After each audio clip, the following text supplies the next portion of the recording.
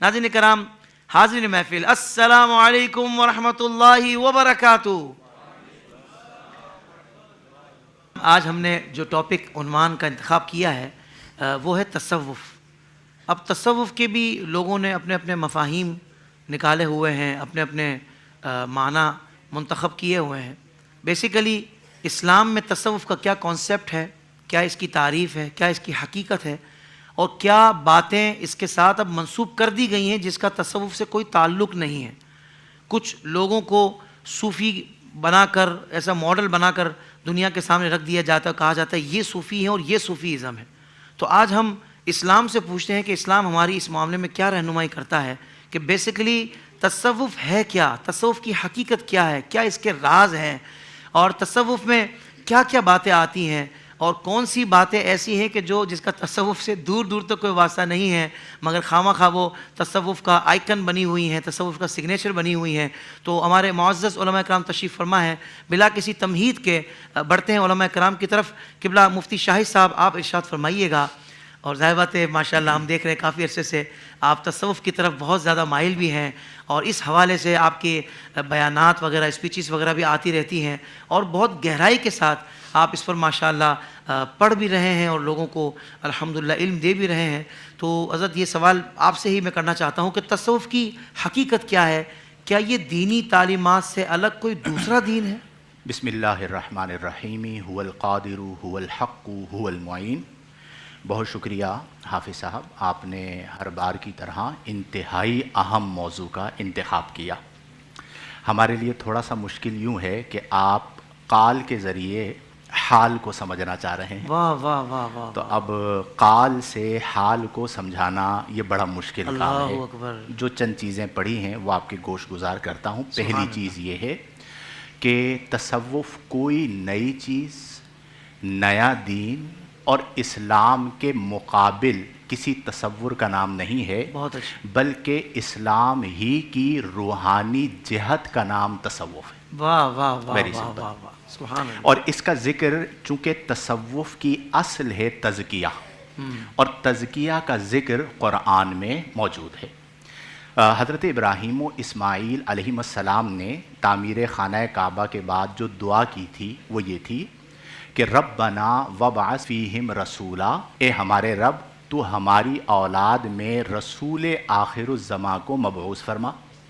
تین صفات ہیں، فرمایا یتلو علیہم آیاتی کا، وہ تلاوت فرمائیں ان پر تیری آیات کو، وَيُعَلِّمُهُمُ الْكِتَابَ وَالْحِكْمَةَ، وہ تعلیم دے کتاب اور حکمت کی، واہ واہ۔ وَيُزَكِّيهِمْ، اور وہ ان کا تزکیہ کریں۔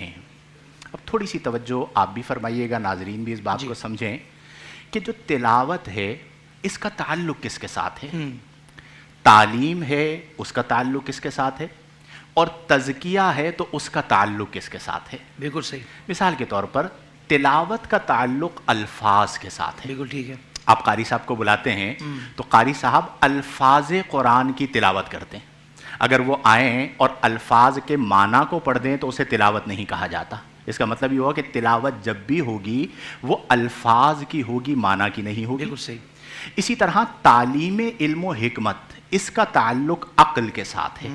جو معلم ہے اس کا عقل والا ہونا ضروری ہے۔ آپ مجنون کو کبھی بھی مسند تدریس پر نہیں بٹھائیں گے۔ ایسا ہی۔ مجذوب کی میں بات نہیں کرتا کہ اسے بٹھائیں یا نہ بٹھائیں، وہ آپ کی مرضی ہے، کون بٹھائے کس کو بٹھائے۔ واہ واہ واہ۔ تیسری چیز فرمایا یزکیہم، وہ تزکیہ کریں۔ تو تزکیہ کا جو تعلق ہے وہ قلب کے ساتھ ہے۔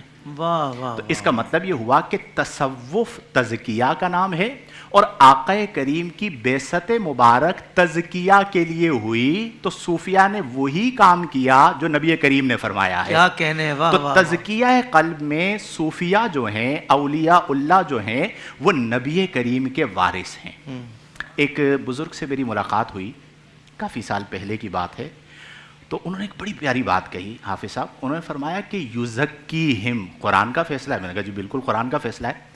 تو کہا آج بھی تزکیہ मदीनतुल मुनव्वरा से आका करीम ही फरमा रहे हैं। वाह वाह वाह, सुभान आज अल्लाह। भी तज़किया वहीं क्या बात से है, हो वाह, रहा है वाह, और वाह। रूए ज़मीन पर जो जहां कहीं मौजूद है वो उसी बारगाह से अपना रूहानी हिस्सा पाता है और अपनी ड्यूटी सर अंजाम देता है। वाह वाह, सुभान तो अल्लाह। इसका मतलब ये हुआ कि सुभान तसव्वुफ जो है वो तज़किया है और तज़किया का जिक्र कुरान में मौजूद है और क्या बात। तज़किया का ताल्लुक क़ल्ब के साथ है। अब यहाँ पर एक और जहत है, देखिए एक होता है ज़ाहिर इंसान, जैसे आप बैठे हैं तो आपका ज़ाहिर मुझे नज़र आ रहा है। एक होता है मानवी इंसान। सूफी जो बहस करता है वो मानवी इंसान से करता है, अच्छा, और वो ये कहता है कि जो इंसान मानवी बनता है वो चार चीज़ों से बनता है। यानी चार ऐसी चीज़ें हैं जो अल्लाह ने इंसान के बातिन में रखी हैं, ज़ाहिरन नज़र नहीं आती। पहली चीज़ फरमाया अक्ल। अब आप बैठे हैं, आपका ज़ाहिर नज़र आ रहा है, आपकी अक्ल नज़र नहीं आ रही, तो वो आपके बातिन में है। बिल्कुल सही। दूसरी चीज़ नफ्स। आप इंसान को देखें, उसका ज़ाहिर नज़र आता है, उसका नफ्स नज़र नहीं आता। जी। तीसरी चीज़ कल्ब यानी दिल, वो उसके बातिन में है, ज़ाहिर नज़र आता है, दिल नज़र नहीं आता। चौथी चीज़ रूह, उसके बातिन में है, आप इंसान को देखिए, रूह नज़र नहीं आती, जिस्म नज़र आता है। तज़किया का ताल्लुक इन चारों चीज़ों के साथ है। यानी जब कोई सूफी तज़किया करता है या वाह, आप वाह, उसकी वाह। बारगाह में जाएंगे तो वो ज़ाहिर इंसान को तो छोड़ ही दे, वो देखेगा उसके बातिन को। अब उसने करना है तज़किया, तो सबसे पहला काम वो करेगा ततहीर फ़िक्र का, कि ततहीर फ़िक्र जो उसके बातिन में रखी गई है उसकी फ़िक्र को पाकीज़ा करेगा, सुथरा करेगा, उसके मैल को निकालेगा, कुचैल को निकालेगा, वसवसों को निकालेगा और सच्ची सुच्ची उसकी फ़िक्र बना देगा।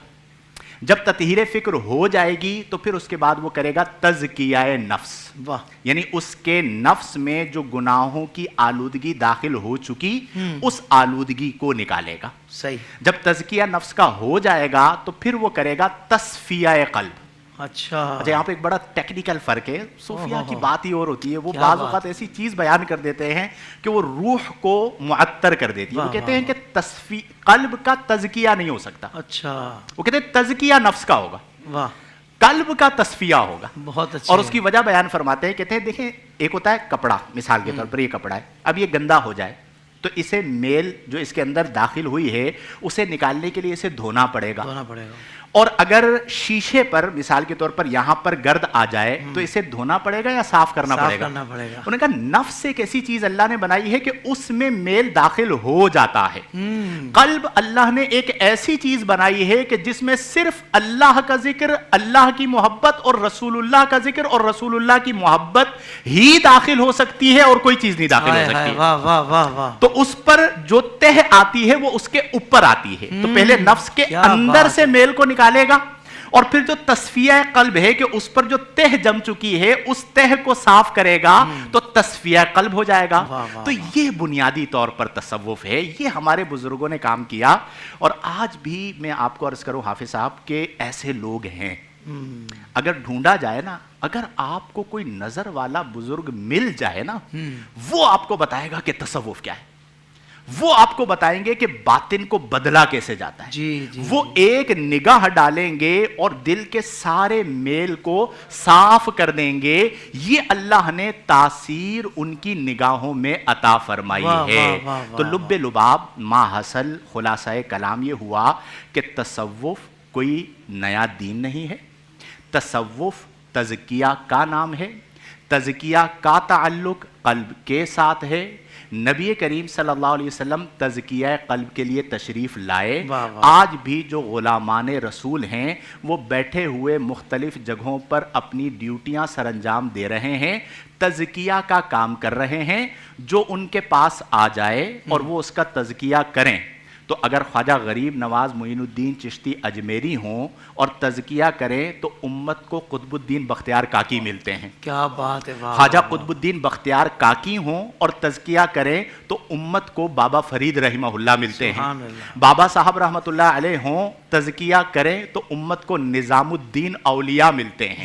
نظام پاک رحمہ اللہ ہوں تزکیہ کریں تو امت کو امیر خسرو ملتے ہیں. یہ وہ ساری چیزیں ہیں جن کا تعلق باطن کے ساتھ ہے. واہ واہ واہ, سبحان اللہ سبحان اللہ.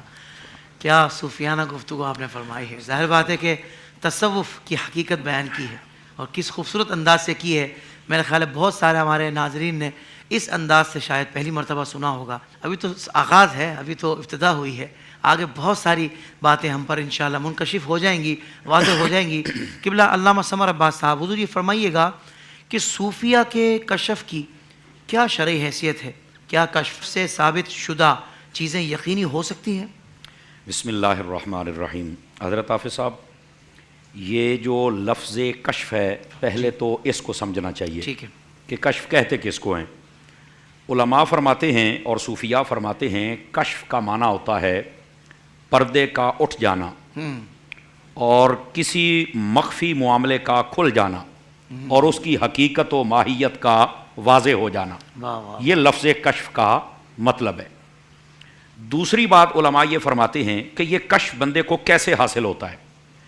فرمایا کہ جب بندہ اللہ رب العزت کی کامل بندگی اختیار کرتا ہے اور اس کی بارگاہ میں اپنے آپ کو تذلل اور تعجز کے ذریعے پیش کرتا ہے, یعنی انتہائی اپنے آپ کو ادنا فرد سمجھے اور عاجزی کے اعلیٰ درجے پر اپنے آپ کو فائز کر کے پھر رب کی بارگاہ میں پیشی دے, تو فرمایا پھر اللہ رب العزت اس کو وہ منزل عطا کرتا ہے کہ بہت سارے مخفی امور پر اسے اطلاع ہو جاتی ہے. اللہ اکبر. اس کا سبب یہ بندگی, تقویٰ, طہارت اور وہی باتیں جو حضرت مفتی صاحب قبلہ نے ارشاد فرمائی, اس کے بعد یہ باب اور گیٹ اور پھاٹک اور دروازہ اس کے لیے کھلتا ہے. یہ دوسری بات.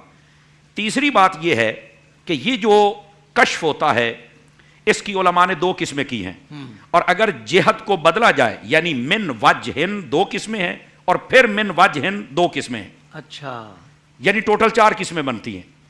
پہلی قسم یہ ہے جو علماء نے لکھی, وہ کہتے ہیں کہ ایک کشف ہوتا ہے ظاہری, ایک ہوتا ہے باطنی. ایک کو کہتے ہیں سری اور دوسرے کو کہتے ہیں حسی. یعنی یہ پہلے جو میں نے بیان کی اسی کی 2 قسمیں. اب یہ جو سری کشف ہوتا ہے اس کا کیا مطلب ہے؟ یہ بندے کو جب عطا کر دیا جائے تو وہ مفتی صاحب نے جو کہا 4 چیزیں, تو اس کی عقل کامل ہو جاتی ہے.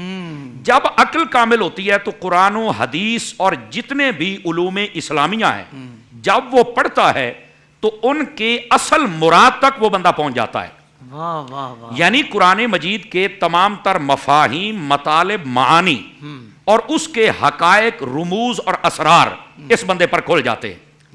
کشف کی ایک صورت یہ بھی ہے کہ اس کی عقل سے یہ پردے ہٹا دیے جاتے ہیں, وہ اس لفظ کی حقیقت اور ماہیت تک پہنچ جاتا ہے. سبحان اللہ. دوسری کشف کی قسم ہے ظاہری طور پر, حسی طور پر بندے کے سامنے ہر چیز اور سارا معاملہ آ جاتا ہے. اس کی مثال اگر آپ دیکھنا چاہیں تو حضرت سیدنا فاروق اعظم رضی اللہ تعالیٰ عنہ, آپ مدینہ شریف میں ہیں, منبر رسول صلی اللہ علیہ وسلم پر کھڑے ہو کر خطبہ جمعہ ارشاد فرما رہے, اور آپ نے وہاں پر کھڑے ہو کر حضرت ساریہ کو 1500 میل دور دیکھ بھی لیا اور یہ بھی فرما دیا کہ تم پہاڑ کی جانب ہو جاؤ, اور دیکھنے والے متعجب بھی ہوئے. اور جب وہاں سے بندہ آیا تو ان سے پوچھا تمہیں فتح کیسے ملی؟ تو کہا بھی حضرت فاروق اعظم کی آواز میں کسی نے کہا جلدی پہاڑ کی جانب ہو جاؤ, اپنی پشت کو سنبھالو کہیں دشمن پیچھے سے حملہ نہ کر دے. ہم نے جم کر جب حملہ کیا تو ہمیں اللہ نے فتح عطا فرما دی. تو اس وقت انہوں نے کہا کہ ہم اس وقت کے پریشان تھے, آج اس بات کی صحیح تعبیر و تشریح اور وضاحت ہمارے سامنے آ گئی. یہ ہوتا ہے کشف حسی طور پر کہ بندے کے سامنے جتنے پردے ظاہری طور پر ہوتے ہیں ہٹا دیے جاتے ہیں اور وہ منظر اس کی آنکھوں کے سامنے رکھ دیا جاتا ہے. اچھا, یہ ہے دوسری تھی. اب جو اگلی 2 قسمیں وہ بھی سمجھنے والی ہیں, اس کو کہتے ہیں کشف حقیقی اور کشف مثالی. اچھا, جو کشف حقیقی ہوتا ہے یہ اولیاء کے ساتھ خاص ہوتا ہے. حقیقتاً ہر بات ایکوریٹ ان کو سمجھ آ جاتی ہے. جیسے سیدی و سیدنا نعمان ابن ثابت, امام اعظم ابو حنیفہ رضی اللہ تعالیٰ, جب آپ کے سامنے کوئی بندہ وضو کرتا تو آپ وضو کا پانی دیکھ کر پتا چل جاتا تھا کہ یہ بندہ آج کون سی غلطی اور خطا کر کے آیا ہے، تو آپ اس کو بعد میں متنبہ فرماتے، پھر اللہ سے دعا کی کہ یا اللہ یہ جو کشف کا سلسلہ میرے ساتھ ہے اس کو بند کر دیا جائے، میں تیرے بندوں کی خطائیں نہیں دیکھنا چاہتا، جب تو نے پردہ ڈالا ہے تو میری نگاہوں سے بھی پردہ ہی رکھ۔ اللہ یہ ہے کشف حقیقی، یہ اولیاء کے ساتھ خاص ہوتا ہے۔ اچھا، چوتھی قسم اس کی وہ ہے کشف مثالی۔ وہ کس کو ملتی ہے؟ وہ عام نارملی جو مسلمان ہوتے ہیں نا، جن کا باطن صاف ہوتا ہے، یعنی بغض، کینہ، حسد، تکبر، حب جاہ، انتقام، یہ بیماریاں اس کے اندر نہ ہوں، اور ساتھ میں جو کبائر ہوتے ہیں ان سے وہ بچے، نارملی مسلمانوں ان چیزوں سے بچے، تو فرمایا اس پر بھی یہ مثالن کو چیزیں واضح ہو جاتی ہیں، وہ بھی کشفی ایک صورت ہوتی ہے۔ اور وہ کیسے ہوتی ہیں؟ وہ جاگتے ہوئے نہیں، وہ جب سوتا ہے تو خواب کی صورت میں اس سے کچھ نہ کچھ پردے ہٹا دیے جاتے ہیں، اور عمومی طور پر جو وہ خواب میں دیکھتا ہے کشف مثالی کی صورت کے اندر، وہ جو دیکھ رہا ہے وہی 2 4 10 دنوں کے بعد وہ سچ ثابت ہو جاتا ہے۔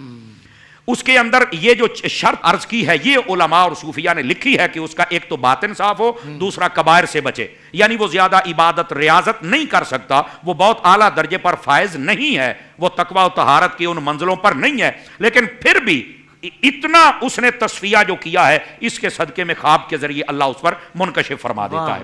اچھا، یہ تھی کشف اور اس کی قسمیں۔ اب آ جائیے، آپ نے کہا اس کی شرعی حیثیت کیا ہے؟ اس کی شرعی حیثیت کے بارے میں علماء نے لکھا ہے اور صوفیاء نے کہ یہ مثبت احکام نہیں ہیں، یعنی کشف کے ذریعے سے کوئی حکم ثابت نہیں ہوتا، حقیقت واضح ہوتی ہے، حقیقت واضح ہوتی ہے۔ اس کو میں آسان لفظوں میں کہوں، یعنی کشف کے ذریعے سے آپ کوئی چیز دیکھیں تو آپ کہیں کہ اس پر یہ حکم لگتا نہیں ہوگا۔ فار ایگزامپل، کوئی بندہ خواب کے اندر کسی صحابی کی زیارت کرتا ہے اور وہ کہتا ہے کہ اس پر حکم یہ ہے کہ میں تابی بن گیا ہوں، نہیں ہو سکتا، نہیں ہو سکتا۔ اسی طرح کوئی نبی پاک صلی اللہ علیہ وسلم کا دیدار کرتا ہے، اس کا نصیبہ اتنے عروج پہ ہے کہ آقا کریم علیہ السلام کا دیدار ہو گیا، تو یہ نہیں کہا جا سکتا کہ یہ صحابی ہو گیا ہے۔ یہ مثبت احکام نہیں، کشف ہے، اس کو دیدار ہوا ہے، معاملہ دیکھا ہے، لیکن احکام ثابت نہیں ہوتے۔ یعنی اس نبی پاک علیہ السلام کا دیدار کر رہا ہے، صحابہ کرام کا کر رہا ہے، یا مسجد نبوی دیکھ رہا ہے، مسجد اقصیٰ دیکھ رہا ہے، خانہ کعبہ دیکھ رہا ہے، کوئی اور، یعنی علماء نے یہاں تک لکھا ہریائی دیکھنا اچھا ہے، خواب میں دودھ دیکھنا اچھا ہے، بکریاں دیکھنا اچھا ہے، یعنی حلال جانوروں کو دیکھنا اچھا ہے، خواب میں عبادت کرنا اچھا ہے، یہ جتنی چیزیں وہ دیکھے گا تو یہ ساری کی ساری چیزیں اس کے لیے حقائق کا اظہار کریں گی۔ اب خواب کے اندر اگر بندہ بکری دیکھے تو اس کا مطلب ہے رزق حلال میں برکت ہوگی، اگر خواب کے اندر بندہ حیائی دیکھے تو اس کا مطلب ہے اس کا اخلاق بہتر ہوگا، اگر خواب کے اندر بندہ دودھ دیکھے تو اس کا مطلب حقیقت یہ واضح ہوگی کہ اس کو علم عطا کیا جائے گا۔ تو یہ وہ چیزیں ہوتی ہیں کہ جو اس اعتبار سے بندے پر ظاہر کی جاتی ہیں۔ تو جو کشف ہوتا ہے یہ جس لیول کا بھی ہوتا ہے اس سے کوئی حکم ثابت نہیں ہوتا، چیزوں کی جو حقائق ہوتے ہیں وہ بندے پر واضح ہوتے ہیں، اور بندے کو اگلا قدم اٹھانے کے لیے یا اگلے کی تربیت کرنے کے لیے ایک راستہ اور ویژن مل جاتا ہے کہ اب یہاں سے مجھے تو یہ اشارہ مل گیا ہے، اب میں نے قدم اس اشارے کے مطابق اٹھانا ہے، تربیت اس کے مطابق کرنی ہے، یا میں نے رائٹ لیفٹ جانا ہے۔ یہ حقائق اس کے سامنے واضح ہو جاتے ہیں۔ یہ بات رہی یہاں تک۔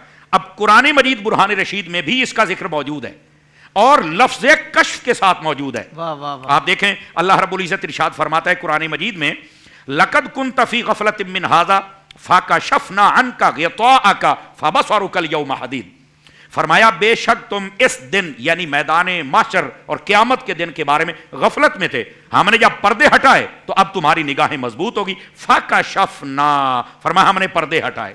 تو اس سے مراد احوال قیامت کا ذکر ہے قرآن میں اور حدیث میں، اور ایک اس کا مطلب یہ ہے جب قبر میں ہی جائے گا تو سارے پردے ہٹا دیے جائیں گے اور اسے سمجھ آ جائے گی، اور اس وقت اس کی آنکھیں کھلے گی، جیسے ہم کہتے ہیں آنکھیں پھٹی کی پھٹی رہ گئی، تو کہا گیا تیری آنکھیں بڑی مضبوط کر دی گئی۔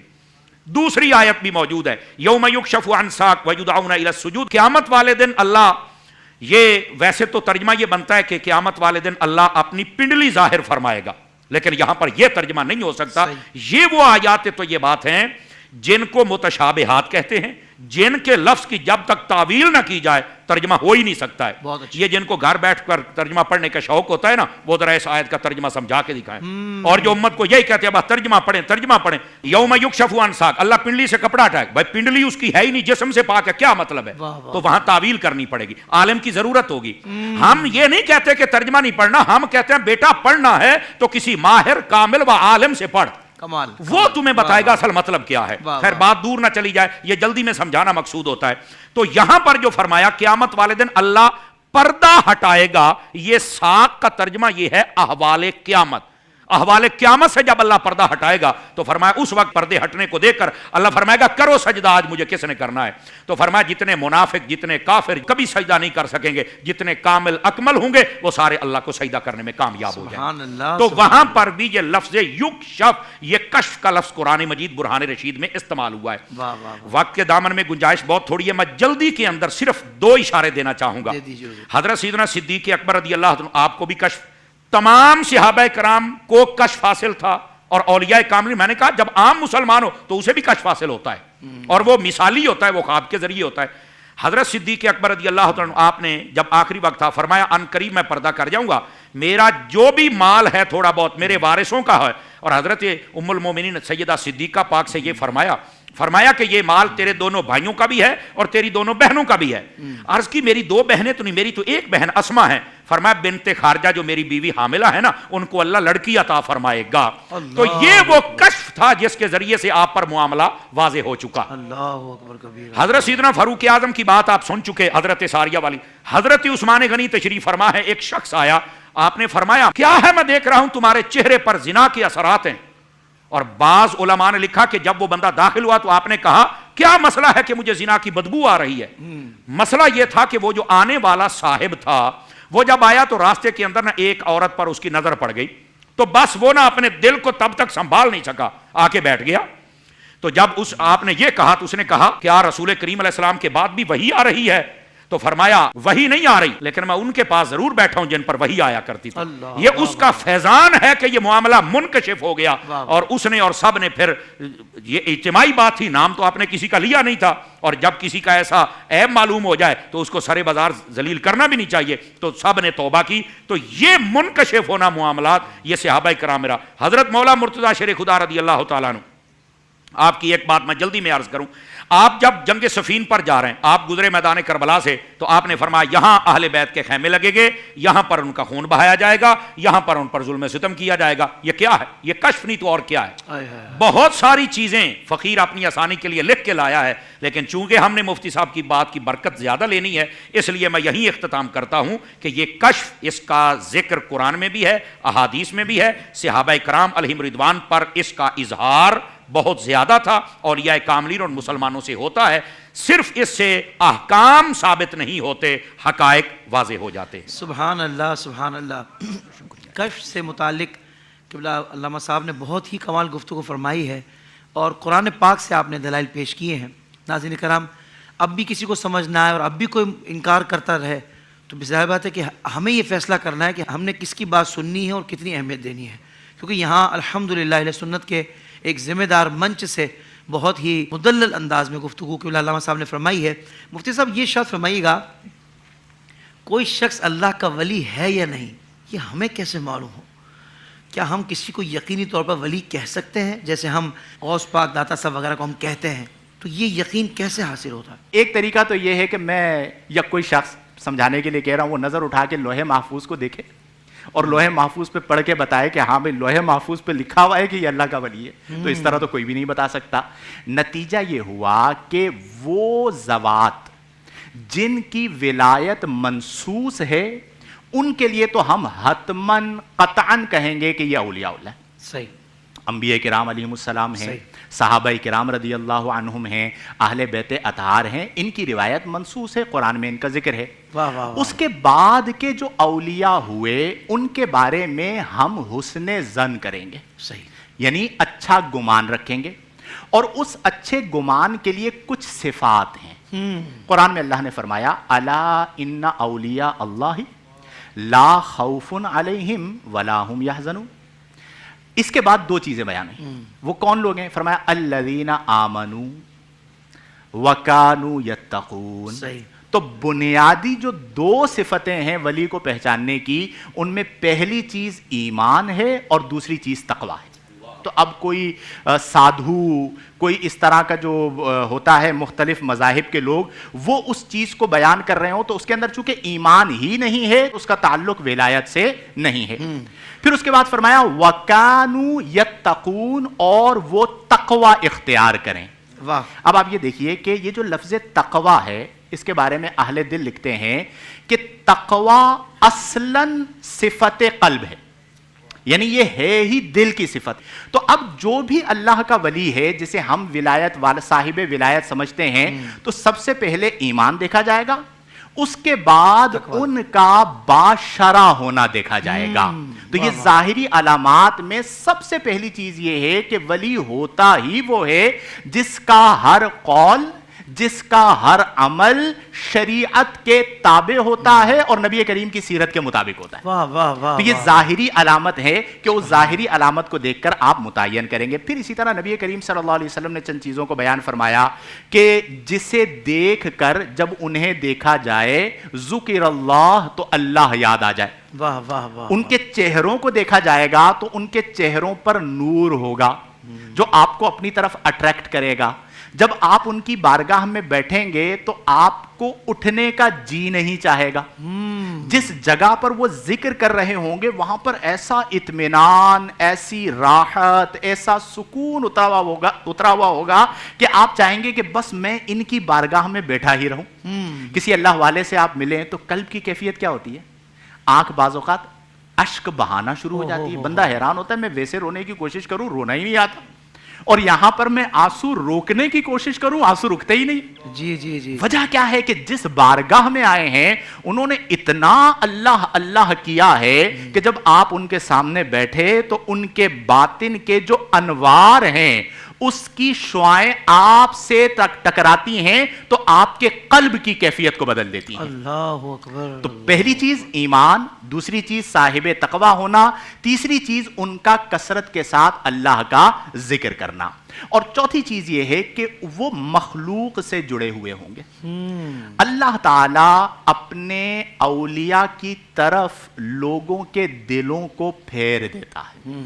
आज आप देखें हमारे अकाबिर औलिया किराम रहिमहुमुल्लाह की सीरत को, कि उनकी जिंदगी में कोई प्रमोशन नहीं थी, कोई वीडियो नहीं थी, कई ऐसे औलिया हैं कि जिनकी जिंदगी में बहुत ज्यादा किताबें नहीं मिलती कि उन्होंने किताबें लिखी हों, लेकिन आज भी मखलूक उनकी तरफ दौड़ी चली जा रही है। हुजूर सैयदना शेख अब्दुल कादिर जिलानी गौसे आजम रदी अल्लाह अन्हु की बारगाह को आप देखें, हजरत ख्वाजा गरीब नवाज मोइनुद्दीन चिश्ती अजमेरी रहमहुल्लाह की बारगाह को आप देखें, दाता साहब रहमहुल्लाह की बारगाह को आप देखें, ये वो लोग हैं कि जिन्होंने इतना अल्लाह अल्लाह किया कि वो मकबूल हो गए। वाह वाह। जो मकबूल हो जाए फिर उसकी शोहरत उसके हाथ में नहीं, अल्लाह के दस्ते कुदरत में होती है। वाह वाह वाह। फिर उनकी कबूलियत हदीस के मुताबिक लोगों के दिलों में डाल दी जाती है। तो इसलिए जितने भी औलिया किराम रहिमहुमुल्लाह हैं उनके बारे में हमारा हुस्ने जन है कि अल्लाह ने उन्हें विलायत अता फरमाई। क्या वजह है हुस्ने जन की? 1 ईमान, वाह, 2 तकवा, 3 बाशरा होना, वाह वाह, 4 खिदमत दीन।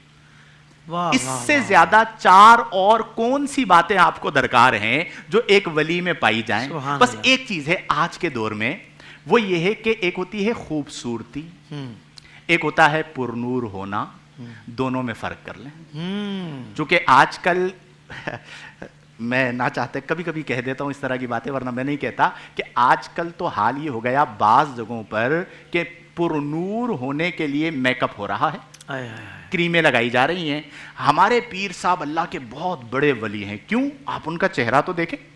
अब ये जो देखने वाला है इसको नहीं पता कि खूबसूरती क्या होती है और नूरानियत क्या होती है। हजरत बिलाल हबशी रदी अल्लाह अन्हु पुरनूर चेहरे वाले थे। کیا بات ہے حضور، خوبصورتی واہ تو واہ۔ غیر مسلموں میں بھی آپ کو ملے گی اور بہت زیادہ ملے گی، تو کیا صرف خوبصورتی کو دیکھ کر ولی مان لیں گے؟ نو۔ تو پرنور چہرہ ہونا، پرنور چہرہ ہونے سے مراد کیا ہے کہ جب آپ ان کے پاس بیٹھیں تو وہ آپ کو اپنی خدمت میں نہ لگائیں، وہ آپ کو بٹھا کر اللہ کے ذکر میں لگا دیں، واہ واہ واہ واہ۔ وہ آپ کو اللہ کے قریب کر دیں۔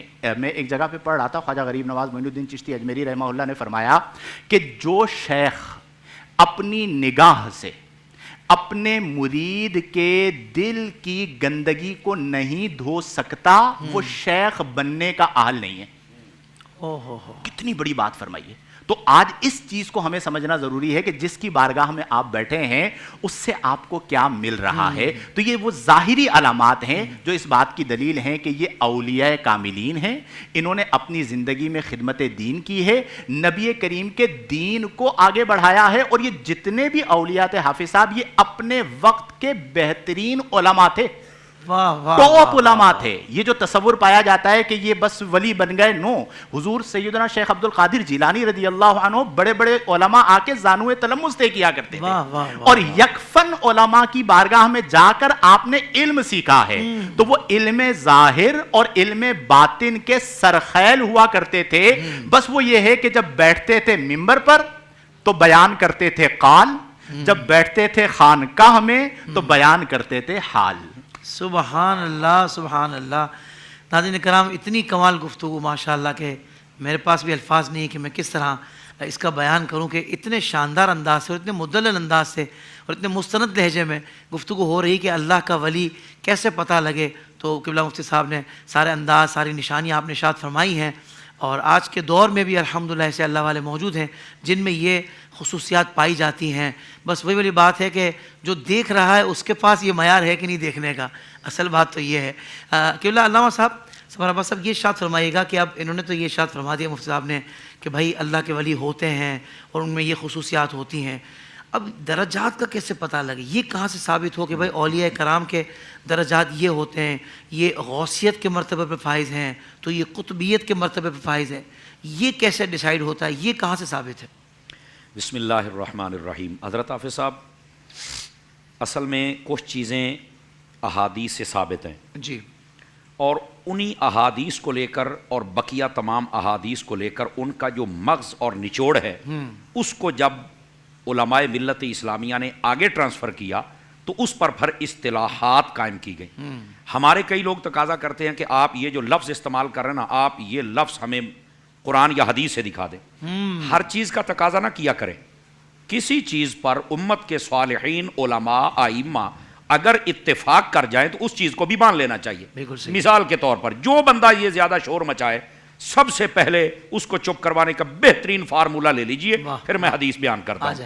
نہیں جی، آپ جو بات کر رہے ہیں آپ مجھے نہ قرآن و حدیث سے ثابت کر دیں۔ میں کہتا ہوں آپ کس کے بیٹے ہیں؟ میں جی خالد ولد ساجد، میں ساجد کا بیٹا ہوں۔ میں نے کہا قرآن و حدیث سے بتا کہاں لکھا ہوا ہے، ثابت کرو۔ کہہ رہا نہیں یار، سارے کہتے ہیں میں ان کا بیٹا ہوں، میرے باپ کی شادی ہوئی تھی اس کے بعد میں ہی پیدا ہوا تو سارے مجھے بیٹا کہتے۔ تو مسلمانوں کے کہنے کا بھی کچھ اعتبار ہے نا۔ تو اگر یہاں پر اعتبار ہے تو باقیوں پر بھی اعتبار کر لو یار۔ دیکھیں آپ حضرت سیدنا فاروق اعظم رضی اللہ عنہ آپ کی ہسٹری کو پڑھ لیں، جتنے حکومتی شعبہ جات ہیں سارے آپ نے قائم کیے، کسی نے نہیں کہا آپ حدیث ہمیں نکال کے دکھائیں۔ جی واہ، خوبصورت اس کا مطلب یہ ہے کہ کچھ مثال چیزیں ہوتی ہیں جس پر مسلمان متفق ہو جائیں، فائدے والی ہوں، اور کہیں نہ کہیں سے اس کی شاخ قرآن و حدیث سے ملتی ہو تو اس کو قبول کر لینا چاہیے۔ واہ واہ واہ۔ تو اسی طرح یہ جو ولایت کے درجات ہیں کیا بات ویسے تو احادیث میں موجود ہیں۔ حضرت سیدنا ابو درداء رضی اللہ تعالیٰ عنہ، آپ سے یہ روایت مروی ہے، نوادر الاصول کے اندر حکیم ترمذی نے اس کو لکھا ہے۔ وہ فرماتے ہیں کہ نبی پاک صلی اللہ علیہ وسلم نے ارشاد فرمایا، بے شک انبیاء زمین کے اندر یہ اوتاد ہوتے تھے۔ اوتاد وطد سے ہے، اس کا معنی کیل ہوتا ہے جس کے ساتھ بالکل مضبوطی رہتی ہے، یہ چیز بنی ہوئی، اس کے اوپر جب کیل لگ جائے، میخ لگ جائے تو یہ مضبوط ہے۔ تو فرمایا یہ زمین کے اوتاد ہوتے تھے۔ جب مجھ پر سلسلہ نبوت بند ہو گیا، میرے آقا کریم علیہ السلام فرما رہے ہیں، تو اس کے بعد اللہ نے میری امت میں ایک قوم پیدا کر دی جس کو اللہ رب العزت نے یہ مقام و مرتبہ عطا فرما دیا۔ نبوت کا سلسلہ تو بند ہے لیکن وہ جو صفت اوتادیت تھی وہ اللہ رب العزت نے میری امت میں ٹرانسفر کر دی تاکہ یہ دین کا جو نظام روحانی ہے یہ قیامت تک کے لیے برقرار رہے. واہ واہ واہ. پھر پوچھا گیا ان کی کیسے مقام و مرتبے تک پہنچتے. فرمایا نہ نماز کی وجہ سے نہ روزے کی وجہ سے, یہ تو پہلے ہی فرض ہے. وہی بات جو حضرت مفتی صاحب قبلہ نے بڑے خوبصورتی کے ساتھ ارشاد فرمائی. فرمایا تقوی, طہارت, اخلاق, سچائی, حسن نیت, اچھائی, عمل, جذبہ محبت. فرمایا یہ وہ چیزیں ہیں جو ان کو افضل بھی کرتی ہیں اور اس مقام و مرتبہ تک بھی لے کے جاتی ہیں. کیا کہنے. اللہ رب العزت نے ان کو اپنی رضا و علم کے لیے منتخب فرما لیا ہے. فرمایا ان میں 40 صدیق ہوتے ہیں. جی. اب آ گئی نا, دیکھو اوتاد کا لفظ بھی روایت میں آ گیا, صدیق کا لفظ بھی روایت میں آ گیا. 30 خلیل ہیں, رحمان کے خلیل کی مثل ہوں گے, یعنی حضرت ابراہیم علیہ السلام کے قلب اطہر کے مطابق ان کی روحانی تربیت ہوگی. بہت اچھا. یہ تیسرا لفظ خلیل کا بھی آ گیا, تو اس کا مطلب کچھ ٹرمیں تو ہیں حدیث شریف کے اندر. حضرت مولا مرتضی شیر خدا مشکل کشا رضی اللہ تعالیٰ عنہ آپ تشریف فرما ہیں. آپ سے ایک بندے نے بات کر دی کہ آپ شام والوں پر لعنت کریں. یہ بڑی سننے والی بات. شریح بن عبید بھی اس کو بیان کرتے کہ میں وہاں بیٹھا ہوا تھا جب یہ بات ہو رہی تھی, اور مسند امام احمد کے اندر امام احمد نے اس کو لکھا ہے اس بات کو. فرماتی حضرت مولا علی شیر خدا نے فرمایا کہ نہیں, شام والوں پر میں لعنت نہیں کروں گا. کیوں؟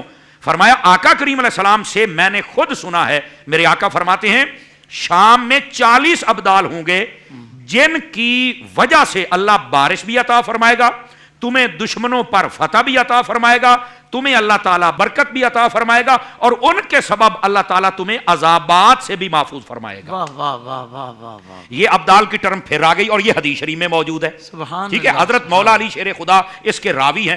مزے کی بات یہ امام سیوطی نے لکھا یہ جو روایت ہے اس کے 10 سے زیادہ طرق موجود ہیں, یعنی 10 سے زیادہ طریقوں سے اس کو بیان کیا گیا. اس کی سندیں اتنی زیادہ ہیں, یعنی مقبول ترین روایت ہے. سبحان اللہ. اس کے اندر کوئی کلام نہیں کر سکتا. یہ دوسری روایت. اب تیسری سنیے. امام ابو نعیم حلیت الاولیاء میں لکھتے ہیں نبی پاک علیہ السلام کی یہ روایت, فرمایا میری امت میں 500 خیار ہوں گے. یہ جو لفظ خیار ہے یہ سارے صوفیاء کا سمجھو کہ اجتماع اس ایک لفظ میں آ گیا. خیار خیر سے ہے, بہتر سے ہے, بہترین سے ہے. اس کو آپ صوفی کہہ لیں, پیر کہہ لیں, ولی کہہ لیں, غوث کہہ لیں, قطب کہہ لیں, ابدال کہہ لیں. یہ باقی جو ٹرمیں بتاتا ہوں کس نے بتائی ہیں, لیکن 500 خیار ہوں گے اور اس کے بعد 40 ابدال ہوں گے. فرمایا ان میں سے جب کوئی ایک فوت ہوتا ہے تو اللہ دوسرے کو اس کی جگہ پر منتخب فرما دیتا ہے. ان کی تعداد کبھی کم نہیں ہوگی. یہ حلیت الاولیاء کی روایت. 500 خیار آ گئے. پہلے دیکھیے لفظ آیا تھا اوتاد کا, اوتاد کے بعد صدیق کا, صدیق کے بعد خلیل کا, خلیل کے بعد اب یہ نیا لفظ آ گیا جو نبی پاک صلی اللہ علیہ وسلم نے یہاں پر خیار کا لفظ آ گیا. خیار. یہ 5 لفظ ہو گئے. اب آگے چلیے.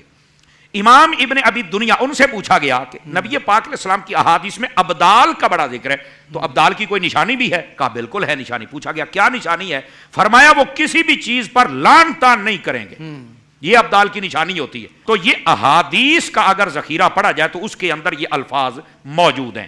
اتنی گنجائش ہے. وہ جو 500 خیار ہیں, اب اس کی وضاحت علامہ جلال الدین سیوطی شافی رحمۃ اللہ تعالی علیہ آپ نے خاتم المحدثین, اور دوسرے نمبر پر امام یوسف نبہانی رحمۃ اللہ تعالی علیہ. امام نبہانی نے جامع کرامات اولیاء اگر ان کی پڑھی جائے تو اس کے اندر انہوں نے پھر مکمل وضاحت بیان کی, اور یہ آج سے نہیں, یہ پہلے سے تھی, انہوں نے جمع کر کے امت کو دی ہے. وہ کہتے ہیں کہ یہ جتنے اولیاء ہوتے ہیں نا ان میں ابدال کا انکار تو کوئی کر ہی نہیں سکتا. کہا کیوں؟ فرمایا یہ حدیث سے ثابت ہے. صحیح. یعنی اس کو جیسے حضرت مفتی صاحب کہہ رہے ہیں یہ منصوص ہے. منصوص کا مطلب یہ ہوتا ہے کہ جو قرآن میں آ جائے یا حدیث میں آ جائے, تو فرمایا اس کا انکار تو کوئی کر نہیں سکتا.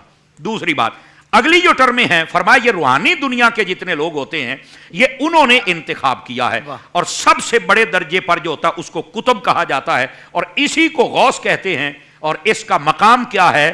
یہ تمام اولیاء کا آقا ہوتا ہے. واہ واہ واہ واہ. یہ پہلی بات. دوسری بات, فرمایا کتب کے بعد آئمہ ہوتے ہیں, یہ ہر زمانے میں 2 رہتے ہیں اور یہ اس کتب کے وزیر ہوتے ہیں. تیسری ٹرم فرمایا کہ اوتاد یہ ہر زمانے میں 4 ہوتے ہیں, شرق اور غرب, شمال و جنوب, یہاں پر ان کی حفاظت کی ذمہ داری ہے. یہ مامور ہیں, جس چیز پر اللہ نے ذمہ داری لگائی یہ وہاں پر اپنے کام سر انجام دے رہے ہیں. باقاعدہ ان کے نام بھی لکھے گئے ہیں. چوتھی بات, فرمایا ابدال یہ 7 ہوتے ہیں اور یہ 7 بر اعظموں پر ہیں. یہ صراط الجنان کے اندر مفتی محمد قاسم صاحب دامت برکاتہم العالیہ شیخ الحدیث و تفسیر میرے استاذ گرامی، آپ نے بھی اس بات کو لکھا ہے اور بڑی شرح و بسط کے ساتھ اس بات کو لکھا ہے. اور اس کے بعد فرمایا ہوتے ہیں رجال الغیب، اور یہ 10 ہوتے ہیں، ان کے اوپر ہر وقت نور الہی کا نزول، اور یہ خشوع و خضوع والے ہوتے ہیں. یہ زیادہ اونچی بات نہیں کرتے، یہ سرگوشی کے ساتھ بڑے دھیمے لہجے کے اندر بات کرتے ہیں. تو یہ ٹرمیں علماء نے لکھی ہیں. اور جیسے باقی چیزوں کو تم نے قبول کر لیا کہ یہ مسلمان اور صحابہ اور اہل بیت سب نے دی ہیں، تو یہ بھی وہیں سے آئی ہیں، تو ان کو بھی قبول کرنا چاہیے. ان کا اصل ماخذ یا قرآن ہے یا حدیث ہے. میں نے صرف 4 احادیث اور اس کے بعد ان 2 علماء کا حوالہ اس لیے دیا کہ ان کا تعلق حدیث کے ساتھ ہے، یہ کوئی نئی ٹرمیں نہیں ہیں. کمال کر دیا علامہ صاحب، سبحان اللہ سبحان اللہ. ناظرین کرام، معزز علماء کرام کا دل سے شکریہ ادا کرتا ہوں کہ آپ نے اتنی خوبصورت گفتگو اتنے مختصر وقت میں فرمائی. جی جی جی مفتی صاحب ضرور. تو ایک جملہ رہ گیا تھا، اختتاماً میں وہ کہہ دوں. وہ آخری جملہ بھی ہمارے یہاں عمومی طور پہ جو عوام ہوتی ہے نا، وہ کرامت کی طالب ہوتی ہے اور کرامت کی طرف جاتی ہے اور کہتی ہے جی ولی کو پہچاننا ہے یا ولی کو دیکھنا ہے تو کرامت دکھائیں. تو اہل دل نے لکھا کہ اولیاء وہ ہوتے ہیں جو کرامت کے نہیں کریم کے طالب ہوتے ہیں. واہ واہ واہ واہ واہ واہ، سبحان اللہ سبحان اللہ. کرامت کے نہیں کریم کے طالب ہوتے ہیں واہ واہ، کریم اور کے طالب کرامتوں کو چھپانا چاہتے ہیں چونکہ وہ بڑی آزمائش ہوتی ہے. اللہ. تو یہ علامت بھی ہم اگر دیکھ لیں کہ کریم کی طلب اور کریم کا جو طالب ہے، چونکہ مقصود ذات کریم ہے، تو واہ اللہ واہ تعالی واہ. ہمیں ایسے لوگوں کی صحبت عطا فرمائے، آمین، ان آمین. کی نگاہ عطا فرمائے. خدا کی قسم یوں زندگی بدلے گی جیسے مولانا روم کی زندگی شمس تبریز رحمہ اللہ کی نظر سے اللہ بدلی. اکبر. اور پھر انہوں نے فرمایا تھا کہ اپنے مولوی ہرگز نہ شد مولائے روم، تا غلام شمس تبریز نہ شد. میں مولوی تھا، مولوی رہتا، مولوی مر جاتا، اگر مجھے شمس تبریز کی غلامی نہ ملتی. شمس تبریز کی غلامی نے مجھے مولوی سے مولائے روم بنا دیا. اللہ. تو یہ مولویوں کے لیے بھی ایک پیغام ہے کیا بات کہ ہے. اگر مولا بننا ہے تو کسی اللہ والے کی خدمت میں بیٹھنا پڑے گا، کمال، ان کی کمال. نگاہوں میں آنا پڑے گا. پھر جو علم ملے گا وہ علم صدری ہوگا، اور جب شرح صدر مل جائے گا تو پھر آپ کا قال آپ کے حال میں تبدیل ہو جائے گا. کیا بات ہے کیا بات ہے. ہمارے مفتی محمد شاہد مدنی صاحب کے لیے بن ہاشم والوں نے گفٹ کارڈ دیا ہے، اور بن رضوان والوں نے جبے کا تحفہ دیا ہے، اور بیلی پلاسٹک والوں نے گفٹ ہیمپر دیا ہے، اور النعیم والوں نے خوبصورت خوشبو کا تحفہ آپ کے لیے پیش کیا. حضور یہ تحفے آپ کے لیے ہیں، قبول فرمائیے گا. جزاک اللہ تعالیٰ آپ کو برکات اس عطا کی کوئی فرمائے. حاجت نہ تھی. آپ ماشاءاللہ خوبصورت کام کر رہے ہیں. میری ہمیشہ یہ کوشش ہوتی ہے کہ جہاں پر بھی دین کے لیے نافع کام ہو رہا ہو تو میرا بھی حصہ وہاں پر شامل ہو جائے. تو جس انداز میں آپ معزز علماء کرام کے ساتھ خدمت دین کر رہے ہیں، تو میں اللہ کے حضور دعا کرتا ہوں کہ اللہ تعالیٰ آپ کو، آپ کی پوری ٹیم کو استقامت عطا فرمائے، اس کام میں مزید برکت عطا فرمائے، اور تا دم زیست میرے آقا کریم صلی اللہ علیہ وسلم کی خدمت دین کرنے میں ہم کامیاب ہو جائیں. آمین بجاہ نبی. حضرت ایک دعا ساتھ جوڑ سکتا ہوں میں اس میں؟ جی جی بالکل. اللہ تعالیٰ اس کام میں آپ جو ہمارا ساتھ دے رہے ہیں، آپ کو بھی اس میں استقامت عطا فرمائے. آمین. وہ ہمارے یہاں ایک جملہ کہا جاتا ہے صوفیہ کے ہاں، وہ کہتے ہیں کہ صوفی کو بھگانا ہو، ہم تو خیر گناہ گار لوگ ہیں، وہ کہتے ہیں صوفی کو بھگانا ہو تو تکلف کرو، وہ غائب ہو جائے گا. کیونکہ وہ کہتا ہے کہ تکلف میں تکلیف ہے. وہ تو عبادات میں تکلف کا قائل نہیں ہے، تو عام زندگی کے اندر وہ تکلفات کا کہاں سے قائل ہوگا. تو انشاءاللہ آپ سے محبت کا تعلق ہے اور انشاءاللہ قائم و دائم رہے گا. اگر کوئی غائب ہوتا بھی ہے نا ہم جیسا بندہ، تو وہ ناراض ہو کے غائب نہیں ہوتا، محبت میں غائب ہوتا ہے. لیکن یہاں پہ انشاءاللہ ہم آپ کے ساتھ کیا بات ہے. ہمیں حاضر والی محبت چاہیے، غائب والی نہیں چاہیے. جزاک اللہ خیرہ. اللہ پاک مفتی صاحب کا سایہ عاطفت ہم پر دراز فرمائے. بہت خوبصورت شخصیت ہیں، بہت پیاری، محبت کرنے والی، اور ہمیشہ محبت بانٹتے ہیں، پیار دیتے ہیں. اللہ تعالیٰ ان کو سلامتی عطا فرمائے.